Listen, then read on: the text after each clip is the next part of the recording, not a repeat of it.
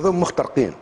السلفيه دي مخترقه من طرف النهضه، مخترقه من طرف السي بي ار، مخترقه من طرف بعض الدوائر الامنيه وانا مسؤول على كلامي هذا، مخترقه من طرف المخابرات الاجنبيه. لذلك بعض البقايع تحولت الحكي وحريري ومرشي للتجنيد الشباب هذوم وارسالهم لليبيا، ومن ليبيا يمشيوا لتركيا، ومن تركيا يدخلوا لسوريا. ومخترقه من عديد من الجهات ومن عصابات اجراميه.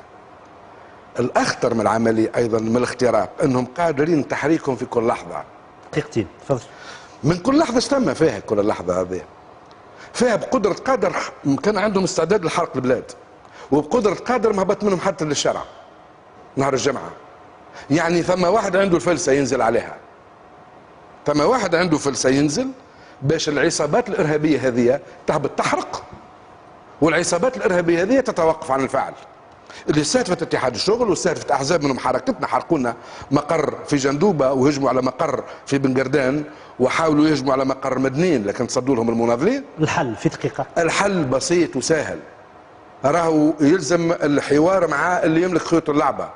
وقت النهضه قررت ما فماش مظاهرات بعد ما السيد الراشد الغنوشي قال باش نعملوا مظاهره وقف كل شيء.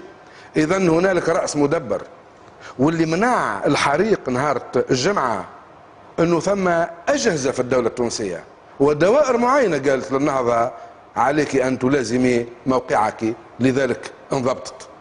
انا اليوم مش نقول لكم 20 ثانيه اليوم قلناها بوضوح، هذه مرحله انتقاليه لابد من ادارتها بشكل وفاقي وعبر حوار وطني وبعيد على منطق الاحتراب. راهو الاحتراب ياتي وخنقولها للنهضه راهي تنجم تفجر العنف لكن مستحيل كان هي توقف.